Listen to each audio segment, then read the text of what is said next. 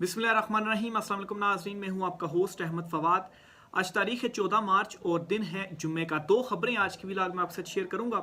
पहली बड़ी breaking news तो जो प्रेस कॉन्फ्रेंस हुई है वज़ीर आला बलूचिस्तान सरफराज भुगटी और DGISPR, इस प्रेस कॉन्फ्रेंस के बाद जो कन्फ्यूजन है वो मज़ीद फैल गई है, क्योंकि इस प्रेस कॉन्फ्रेंस के अंदर जो मौक़िफ़ पहले अपनाया गया था ऑपरेशन से मुतल्लिक, जो ट्रेन सानिया हुआ, उस मौक़िफ़ में कुछ और कहा गया और अब कुछ और बात की जा रही है। यानी कि अपने ही मौक़िफ़ के अंदर तज़ाद है।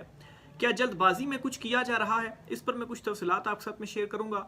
और दूसरे नंबर पर यह ऑपरेशन कामयाब था क्योंकि कुछ मिसिंग पर्सनस के हवाले से बार बार जो फिगर्स हैं वो मुख्तलिफ सामने आ रहे हैं। पहले फिगर्स कुछ और थे और आज की प्रेस कॉन्फ्रेंस में जो फिगर्स दिए गए वो कुछ और थे। ये सारी चीज़ें आपके साथ शेयर करूंगा। दूसरे नंबर पर जी इमरान खान साहब से मुतल्लिक खबर है। अदालती अमला इमरान खान साहब से मुलाकात करेगा। वो मुलाकात क्यों कर रहा है? इस्लामाबाद हाई कोर्ट ने क्या हुक्म जारी किया है? और इमरान खान साहब आज एक अहम मुकदमे से उनकी बरियत का जो फैसला है वो इस्लामाबाद हाई कोर्ट से आया है। इसकी भी कुछ डिटेल्स हैं, वो भी आपके साथ में शेयर करूंगा। सबसे पहले तो जी जो DGISPR और वज़ीर आला बलूचिस्तान सरफराज भुगटी की प्रेस कॉन्फ्रेंस है, इसके ऊपर मैं आता हूँ जी। सबसे पहले तो जी तजाद की जो बात है वो करते हैं। ज़ुबैर अली खान साहब इन्होंने ये ट्वीट की और ये जो पॉइंट है इनकी जानिब से ज़रा उठाया गया है। DGISPR की प्रेस कॉन्फ्रेंस और कामरान शाहिद को दिए गए बीपर में तजाद।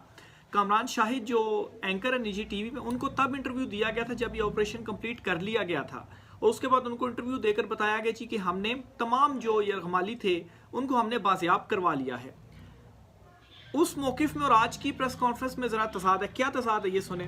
प्रेस कॉन्फ्रेंस में DGISPR ने बताया कि जब स्नाइपर्स के ज़रिए दहशतगर्दों को इंगेज किया तो कुछ लोग वहाँ से भागे और इस दौरान उन्होंने इन पर फायरिंग की, जिससे कुछ जो लड़के या कुछ वहाँ पर जो जिनको यरगमाल बनाया गया था वो शहीद हुए। जबकि कामरान शाहिद को दिए गए इंटरव्यू में कहा गया कि ऑपरेशन के दौरान कोई जो हलाकत है वो नहीं हुई। तो उस टाइम क्या कोई जल्दबाजी में ये चीज़ें कह दी गई थी? और आज जो प्रेस कॉन्फ्रेंस की गई है उसमें कोई डिफरेंट जो है वो मौक़िफ़ अपनाया गया। फिर एक और जो चीज़ है वो सामने आई है। जिस दिन ये ऑपरेशन हुआ कंप्लीट, उसके बाद जी DGISPR साहब की जानिब से कहा गया कि 440 लोग थे। ये अभी मैं फिगर्स आपके सामने रख रहा हूँ। वज़ीर आज़म ने कहा 339 लोगों को बचाया गया, जबकि 21 लोग जो हैं वो शहीद हो गए। सवाल ये है कि बाकी 80 कहाँ गए? यानी कि 339 जमा 21 ये हो गए 360 और टोटल थे अगर 440, तो बाकी 80 जो है वो कहाँ गए? इस पर जो है वो मुख्तलिफ गुमान सामने आया। जावेद चौधरी जो हैं वो ये कहते हैं जी कि हमें गुमान है और लोगों का ये भी ख्याल है कि ये जो 40 हैं वो BLA वाले जो थे वो इनको जो दहशतगर्द थे वो इनको अपने साथ जो है वो लेकर गए। अच्छा, ये उस दिन सामने आया था जिस दिन ये ऑपरेशन कंप्लीट हुआ। आज क्या बात सामने आई है वो भी आपके सामने रखते हैं जी। आज क्या फिगर्स आई हैं माफ कीजिएगा। आज ये फिगर्स आई हैं जी कि 380 जो लोग थे जो जिनको यरगमाल बनाया गया, जिंदा या जो है वो शहीद, उनको वहां से बाजियाब करवाया गया, जिंदा या शहीद। और इनमें कोई 26 जो अफराद थे वो शहीद हुए। इनके 26 निकाले तो 354 जो लोग थे जी वो बाजियाब हुए। उनमें से कुछ जख्मी भी हैं, क्योंकि कहा गया जी कि 63 लोग जो हैं उन्हें गोलियां लगी, यानी कि वो जख्मी, और उन 63 में से 26 शहीद हुए हैं। और इन शहीद होने वालों में 18 जो है वो फौज और FC के लोग शामिल थे। चले अगर लेट से 380 भी कर देते हैं और ये देखा जाए कि 440 लोग थे या 420-25 लोग थे, तो उसके बावजूद भी 40-45 तो मिसिंग है। फिर वो कहाँ पर हैं? ये सवाल भी पूछा गया आज प्रेस कॉन्फ्रेंस में। तो इस पर सरफराज भुगटी जो है वो क्या कहते हैं? वो ये कहते हैं जी कि इनके हवाले से उनका ये ख्याल है, क्योंकि हतमी इस हवाले से कुछ भी नहीं है सामने, और अंदाज़ा वो लगाते हैं जी कि हो सकता है कि वो जब भागे तो उनमें से कुछ जो लोग हैं वो भागे होंगे पहाड़ियों में आगे पीछे, तो वो अभी तक वापस नहीं लौटे होंगे, या उनके हवाले से कुछ सामने वो नहीं आए कि वो आज़ाद हो गए थे लेकिन वो कहाँ पर है नहीं मालूम। अच्छा, ये उनका जो है वो मौक़िफ़ भी अगर ये बात है तो आपने अभी तक उनको क्यों नहीं ढूंढा? फिर जी हो सकता है कि टिकट तो इतने बिके, यानी 325 के करीब, तो हो सकता है कुछ लोगों ने ट्रैवल ही ना किया हो, इस वजह से जो है वो 425 सॉरी, या ये भी हो सकता है कि चूंकि क्वेटा से पेशावर तक का रास्ता था तो रास्ते में कई स्टेशन आते तो रास्ते में कुछ जो है वो उतर गए होंगे और कुल जो है वो इतने ही होंगे। यानी कि ये जो कुछ अफराद का आ रहा है जी 40-50 जो लोग हैं, इनके हवाले से कुछ पता ही नहीं है कि ये या तो BLA वाले जो दहशतगर्द हैं वो साथ ले गए, या इन जो है ये खुद कहीं चले गए, मतलब जब ये वहां से भागे तो खुद कहीं चले गए और कहीं खो गए और इनको रास्ता नहीं पता चल रहा, या कहीं उतर गए, कोई मालूम ही नहीं है इनके हवाले से। तो ये जी इनका मौकिफ है। तो ये मजीद जो कन्फ्यूजन है वो फैल गई है कि आया जो ऑपरेशन था वो कामयाब भी था, क्योंकि उस टाइम तो ये कहा गया था कि सबको बाजियाब करवा लिया गया। और फिर जो है एक और जो इसमें बात सामने आई, शुरू में जो मैंने एक जो तजाद था वो आपके सामने रखा, उसको मैं दोबारा जो रखता हूँ जी, कि उस टाइम कहा गया जी कि जब स्नाइपर से इंगेज किया तो जो है वो कोई भी जो शहादत है वो नहीं हुई, जो इनको यरगमाल बनाया गया। आज जो है वो कहा गया जी कि कुछ जो शहादतें हैं वो हुई।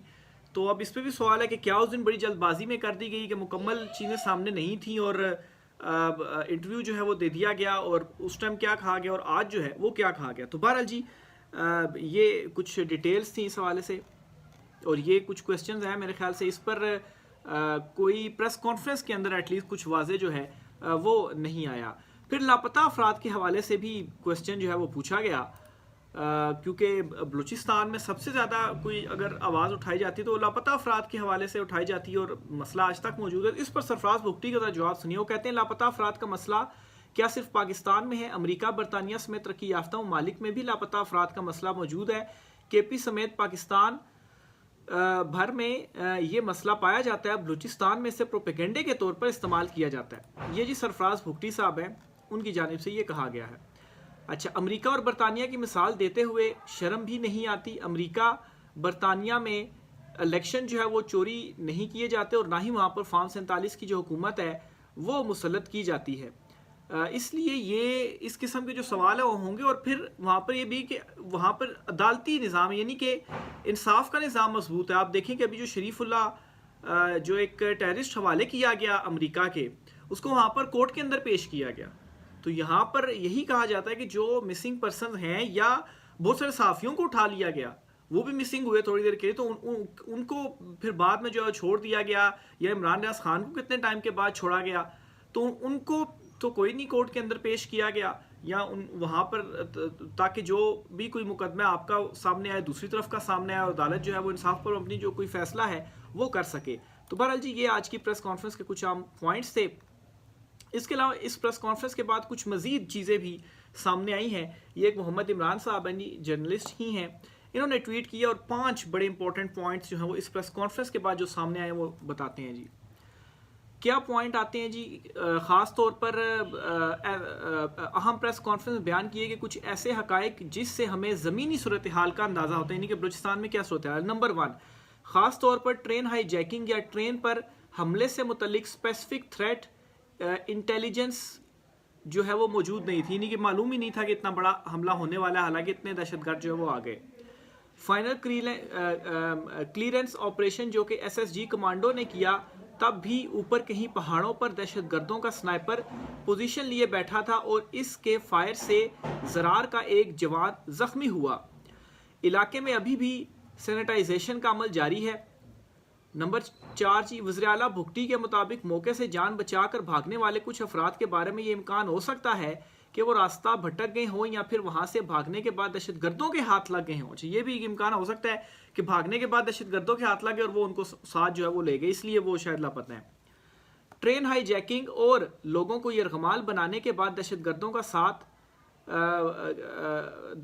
मौके से जो है वो चले गए, दहशतगर्द जो मौके से चले गए, जिसके साथ फोर्सेस की इंगेजमेंट हुई और इनमें से कुछ फरार हो गए। और ये जी कुछ इंपॉर्टेंट डिटेल्स यहाँ आपसे शेयर करनी।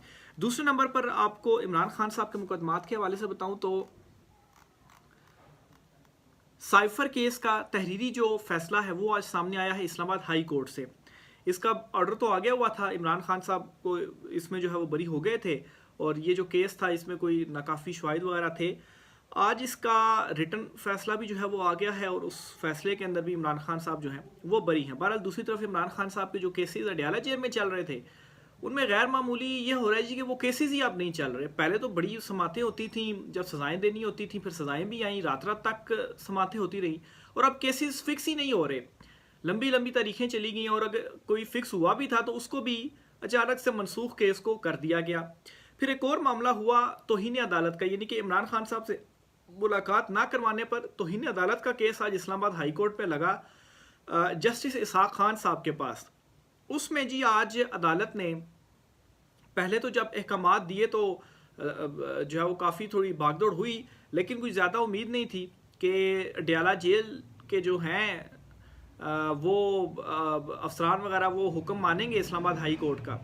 तो पहले ये हुक्म हुआ जी कि क्यों नहीं मिलने दिया गया इमरान खान साहब से, उनकी जो मशाल यूसुफजई जो वकील हैं उनको खैर हटा भी दिया गया। बहरहाल तो पहले कहा गया जी कि 2 बजे इमरान खान साहब से वीडियो लिंक के ज़रिए उनकी जो पेशी है वो करवाई जाए अदालत में, ताकि ये सारा मामला क्लियर हो सके वीडियो लिंक के ज़रिए। और फिर कहा गया जी कि अगर 2 बजे आप नहीं वीडियो लिंक के ज़रिए करते तो फिर 3 बजे इमरान खान साहब को ज़ाती हैसियत पे आपने इस्लामाबाद हाई कोर्ट पे पेश करना है। अच्छा, इस पर जी फिर जो थे एडवोकेट जनरल उन्होंने कहा जी कि 2 बजे इमरान खान साहब को नहीं हम वो पेश कर सकते क्योंकि अडयाला जेल में जो लिंक है वो डाउन है, यानी कि लिंक डाउन है, यानी कि इंटरनेट ही नहीं चल रहा, वो पेश ही नहीं हम आपको कर सकते अदालत में। अच्छा, एक ये बहाना हो सकता है ठीक भी हो। बहरहाल दूसरे नंबर पे कहा गया 3 बजे भी पेश नहीं कर सकते, ज़ाती हैसियत में सिक्योरिटी का मसला है। मतलब दोनों चीज़ों के ऊपर इनकार कर दिया गया कि लिंक डाउन है और सिक्योरिटी इशू है। मतलब इस्लामाबाद जैसे शहर में भी अगर आप सिक्योरिटी प्रोवाइड ना कर पा रहे हों, इस्लामाबाद वफाकी जो शहर है, तो फिर बाकी क्या जो उम्मीद है वो रखी जा सकती है। और फिर जी आपके इंटरनेट की ये सूरत हाल है, आप कहते हैं लिंक डाउन है, वो भी नहीं हो सकता। तो फिर अदालत ने आज ये किया जी कि अदालती अमला जो अदालती क्लार्क थी एक, उनको मुख्तस किया जी कि आपने कल इमरान खान साहब से जो मुलाकात है वो करनी है 11 से 12 के दरमियान, और उस मुलाकात के बाद फिर आकर आपने जो सारी सूरत वगैरह वो बतानी है, क्योंकि फिर जो मशहूर यूसुफजई हैं उनके हवाले से ये कहा गया जी कि इमरान खान साहब और बुशरा बीबी जो है उन्होंने इनको हटा दिया और वो इनसे नहीं मिलना चाहते, पहले उनकी ये थी लेकिन फिर इनको हटा दिया गया। तो इस पर ज़ाहिर सी बात है उधर से भी फिर खान साहब बता दें तो कल जो है ये मामला क्लियर होगा। लेकिन मेन बताने वाली चीज़ क्या है कि आज भी के अडयाला जेल का जो अफसरान वगैरह हैं या जिनके कंट्रोल में है वो इमरान खान साहब की जो मुलाकात है या किसी तरीके से इमरान खान साहब सामने ना आए, इमरान खान साहब कोई स्टेटमेंट ना दे दें, वो नहीं होने देना चाह रहे। केसेस भी मुलतवी हो रहे हैं और उससे क्या हो रहा है कि अभी तक कोई पीटीए की लीडरशिप मुलाकात नहीं कर पाई। सिर्फ और सिर्फ जो फैमिली है अलीमा खान साहिबा उनकी इमरान खान साहब से मुलाकात हुई, इसके अलावा 3 हफ्तों से कोई जो मुलाकात है वो नहीं हो पा रही।